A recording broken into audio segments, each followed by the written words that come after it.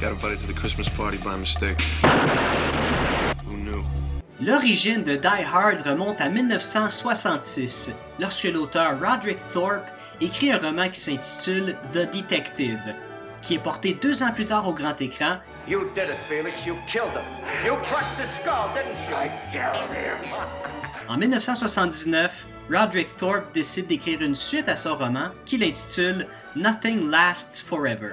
Frank Sinatra décide de ne pas reprendre son rôle pour l'adaptation du roman au grand écran, alors l'idée est mise de côté.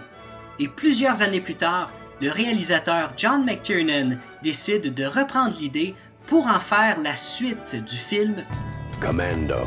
Let's party. Arnold Schwarzenegger n'est absolument pas intéressé à reprendre son rôle pour la suite de Commando. Alors John McTiernan décide quand même d'adapter l'histoire au grand écran dans un film à part entière intitulé Die Hard. I'm having a baby. May I help you? We're having a baby. Doctor? No, a private investigator. Who is your doctor? Don't you have some kind of an express line here? You all right?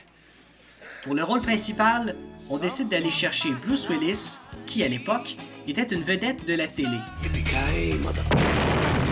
Die Hard débute au cinéma le 15 juillet 1988 et c'est un succès monstre, c'est un succès surprise. Avec un budget de 28 millions de dollars, le film réussit à récolter 140 millions de dollars au box-office international. C'est à partir de ce moment que Bruce Willis est devenu une star de films d'action. He's an easy guy to like.